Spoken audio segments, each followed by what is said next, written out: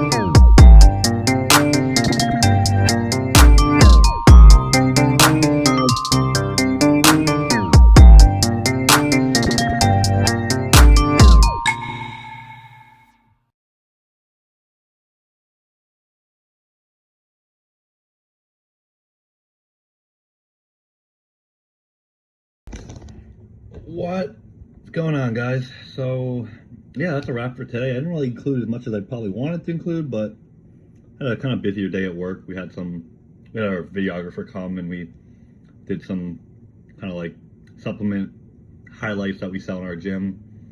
And yeah, I had some clients to train today, had some stuff to do in the office, had some orders to put together, and yeah, kind of hit like a hard wall. Like, even after taking a nap today after cardio, I felt good for like an hour or two, and then like by 10, 11 o'clock, I was just starting to hit a wall. And then the videographer came and I had to like talk a little bit, be on camera, and I had everything rehearsed and just like time to talk, just brain went to mush. But I got most of my workout in for legs. Wasn't really the greatest leg day because the fatigue's definitely kicking in, even with the high carb day today. But I recorded what I wanted to record to kind of show the detail of my legs right now and how dry we're getting. And I mean, I don't think we're going to be pushing crazy weight or anything at this point, 3 weeks out, tomorrow officially. Still can't believe I'm saying that, but now we're getting the video with some Q&A. I got some really good questions that I want to talk about. So first one is, what keeps you showing up for yourself every day? So when I make a promise to do something and I set out for a goal, like to do a show or something, I will never break the promise no matter how hard things get, just because I feel like I'm letting myself down and I'm going to be disappointed in myself if I don't go through with it. But the biggest, I mean, that was kind of my thing going forward most of my bodybuilding career, but something changed about 4 years ago. And what I show up for what keeps you showing up for yourself every day is that little girl that I have at home. My little girl, Willow. She needs me to show up every day. I can't afford not to show up every day and bring the best version out of myself every day possible and strive to reach my goals, because she needs me. She needs me to become the best version of myself, whether it's my career, whether it's just myself as a dad, for my partner. I need to be the best version of myself and keep showing up every day for that little girl at home. That's the main reason I need to show up for myself.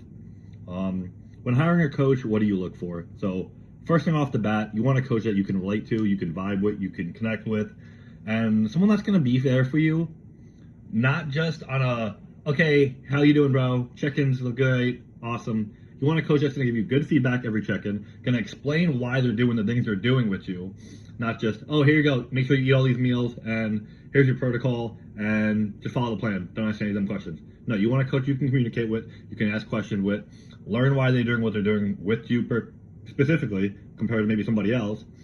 And at the end of the day, you just want someone you can vibe with. You don't want to be with a coach that's a robot and you can't connect with. Like, you want a good line that distinguishes friendship, coach, business, all that together. Like, I consider my coach family at the end of the day. He's like a big brother I've never had, but there's also a thin line drawn between, okay, I'm still your coach, you still pay me for a service that I provide for you, and there's still going to be boundaries. We're not going to text all day long and talk about Jupiter and the moon and your family life, all that. I mean, like, we still talk about family life and things here and there, and like if I'm going through something, I can always talk to him about it. But again, you just want a coach you can connect with on an individual level. I feel like that's really key, and that has great communication, really knows the sport, really knows what they're coaching. Like, for example, I wouldn't hire a coach that's only prepped one person on stage. Not thinking that there's anything wrong with that, because obviously people hire me, and I haven't put a lot of people on stage just yet. But you want someone that's at least knowledgeable. Like, if they only have one person they put on stage, dig into them, learn what they post, learn their content, learn what they provide, learn what their value is, and then make a good judgment based on all those things I mentioned. So what advice do you have someone for their first time competition? So enjoy the process. There's going to be highs, there's going to be lows. You just need to ride it out. Don't give up. You made this decision to compete.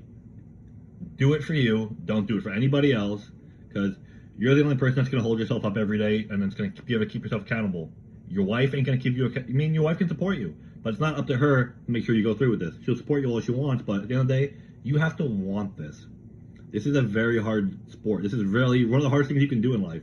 So make sure you know what you're getting yourself into first off, and then just, again, enjoy the process. Have fun with it. Don't compare yourself to other people online doing the same show as you. Don't compare yourself to the pro bodybuilders out there in your division. just focus on yourself, bringing the best of you possible, because at the end of the day, that's all that matters, is bringing the best of you. You can't control who shows up. So just enjoy the process, be present, and for the love of God, don't scroll through Instagram and TikTok looking at food videos. I know we're all victims of this, our first show, but don't do that, because then you're just going to order all this garbage crap post-show. You're going to have all these places you're going to want to check out, and you're going to blow up your reverse, which is the most important part. So again, the biggest thing I can take away give you guys for first advice after a show is rebound. Take your rebound serious. Do not mess around after the show and eat 20 cookies and then get pizza and fried this and fried that. No, you're going to spiral out of control, put on 30 pounds within a week, and you're going to have terrible blood work. No. What has changed the most about your training over the years? So the biggest thing is just learning to connect with the muscle and watching video breakdowns of myself recording on workouts to see what I can improve on, maybe what I'm doing wrong, and maybe why I'm not feeling a certain muscle contracting. The biggest thing for me was always learning to also control the weight and not move the weight. Obviously, you're moving the weight, but it shouldn't be about moving the most weight you can every week. Obviously, you should be progressing and moving some more weight each week, but don't be solely focused when it comes to training on moving as much weight as possible. Focus on the negatives, focus on controlling the weight, focus on getting the stretch. For me, my back was always my biggest weakness, and that's one of the biggest things I brought up over the past year, from last show to now. And all I did differently was just lower all the weight on the body, on the parts of my back that need the most work, and really just focus on the muscle-mind connection, and again, controlling the weight and feeling the movement. How do you stay so disciplined? If you want something bad enough, you will do whatever it takes to make that happen. That's just how I've always been. If I want to do something and be great at it, I'm going to do everything in my power to make sure I cross off every box possible every single day. There is no room to mess up. That's how I look at it. Have you ever wanted to quit? Plenty of times. What kept you going? My daughter, my friends, the support I have. I am very blessed to have such a great circle of support at the end of the day. My parents support me every way possible.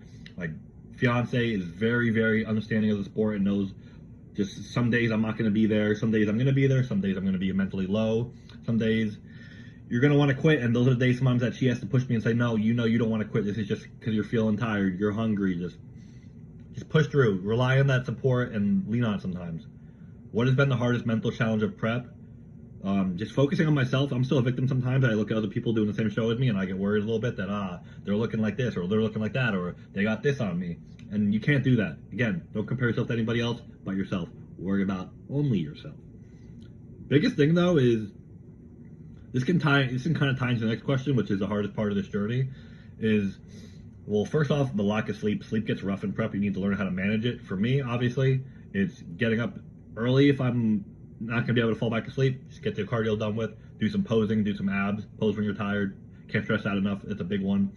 Then come home, eat a meal, put something in my stomach, and then I can usually fall asleep for at least 2 more hours before I get my day started. That's how I've been overcoming the hard parts of that prep, which is the sleep. Only hard part, honestly, is this prep is the sleep.